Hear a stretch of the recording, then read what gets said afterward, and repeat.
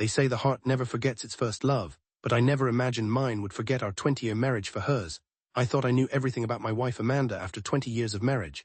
We met in our late 20s, both having had serious relationships before. She'd always been open about her college boyfriend Tyler, who she'd dated for 3 years before he suddenly broke up with her to move across the country for a job.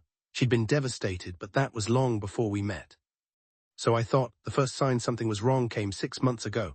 Amanda started going out more with her sister Kelly, having these long phone conversations that would stop the moment I entered the room.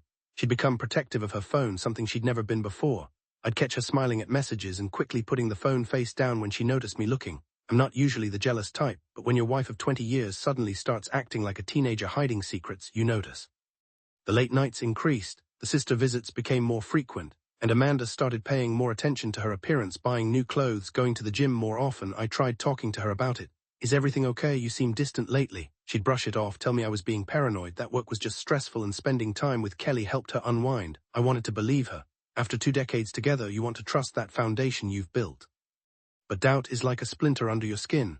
It starts small, barely noticeable, then grows until it's all you can think about. The breaking point came on a Thursday evening. Amanda said she was having dinner with Kelly to help plan Kelly's upcoming birthday party. She'd been gone for 3 hours when I decided to surprise them with dessert from Amanda's favorite bakery. I drove to Kelly's apartment, the fancy cheesecake in the passenger seat, feeling slightly foolish for being suspicious of my own wife. Kelly answered the door in her pajamas, looking confused. Hey Brandon, what's up? I brought dessert for you and Amanda, I said, holding up the bakery box. The confusion on Kelly's face deepened. Amanda, she's not here. I thought she was with you tonight. My heart sank into my stomach. She said she was having dinner with you, planning your birthday party. Kelly's expression shifted from confusion to something that looked like pity. Brandon, we planned my birthday party 2 weeks ago. It's just going to be dinner with Mom and Dad. I stood there on her doorstep holding expensive cheesecake, feeling like the world's biggest fool. Kelly invited me in and I found myself sitting on her couch trying to process what this meant. How long has she been using me as an excuse? Kelly asked gently. A few months, I think. My voice sounded hollow even to me. Kelly was quiet for a moment, then said something that made my blood run cold. Brandon, did you know Tyler moved back to town about 6 months ago? Tyler, the college boyfriend, the one who broke her heart. The timing was too perfect to be a coincidence. I drove home in a daze, my mind racing through the past few months, recontextualizing every late night, every secretive phone call, every new dress. Amanda wasn't home when I got there. Her car pulled into our driveway at 11:47 p.m. I know because I was sitting in the dark living room watching the clock. She came in quietly, probably expecting me to be asleep. When she saw me sitting there, she jumped. Brandon, you scared me. Why are you sitting in the dark? How was dinner with Kelly? She didn't even hesitate. Good, we got the party planning sorted out. Kelly's so excited. 20 years of marriage, and she lied to my face without a moment's pause.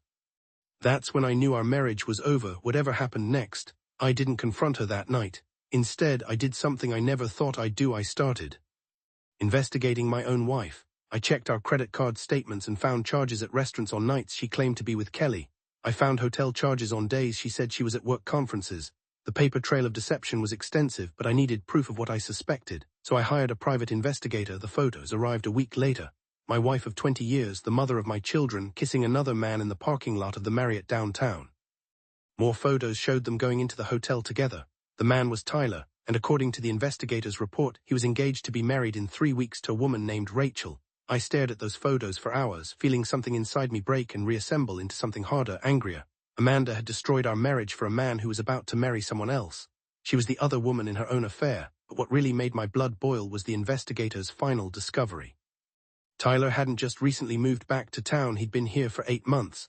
And according to social media deep dives, he and Amanda had been in contact for over a year, long before he moved back. This wasn't a chance rekindling of old flames. This was calculated betrayal. I could have confronted Amanda. I could have filed for divorce quietly.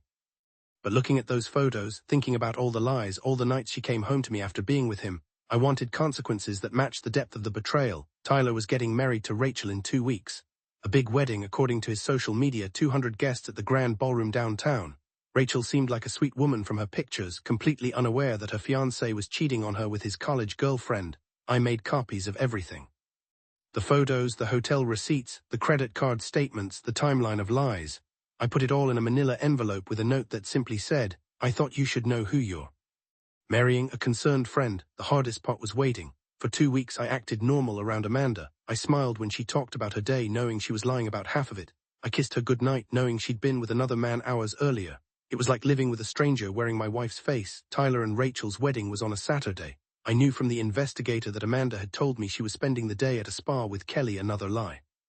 She was probably planning to see Tyler before his wedding, maybe even trying to talk him out of it. At 10 a.m., exactly 1 hour before the ceremony was scheduled to begin, I called the grand ballroom and asked to speak with someone from the wedding party. I told them I had an urgent delivery for the bride, something that couldn't wait until after the ceremony. I drove to the hotel and found the bridal suite. Rachel answered the door in her wedding dress, looking radiant and nervous.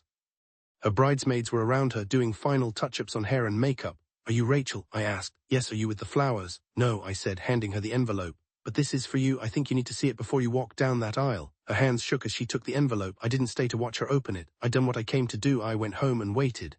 Amanda returned that evening, earlier than expected, looking shattered. He walked into the house like a ghost, her eyes red from crying. "How was the spa?" I asked from the kitchen. She looked at me for a long moment, and I saw the exact moment she realized I knew everything. Her face crumpled. "Brandon, I can explain, can you? Can you explain 20 years of marriage thrown away for someone who chose another woman over you? Can you explain lying to my face every single day for months?" She broke down then, sobbing apologies and explanations that didn't matter anymore. Tyler's wedding had been called off, she told me. Through her tears, Rachel had shown the photos to everyone, including Tyler's parents and his best man. The humiliation had been complete in public. "I made a mistake," Amanda kept saying. "It didn't mean anything, but it meant everything. It meant the end of us." I filed for divorce the following Monday. Word spread quickly in our small community about what had happened. Amanda became a cautionary tale, the woman who threw away a good marriage for a fantasy that exploded in her face. Tyler left town again, his reputation destroyed and his engagement over. Rachel, I heard, eventually thanked me for saving her from a marriage built on lies. The divorce was finalized 6 months later.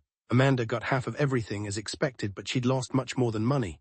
Our children, both adults, struggled to understand how their mother could deceive their father so completely.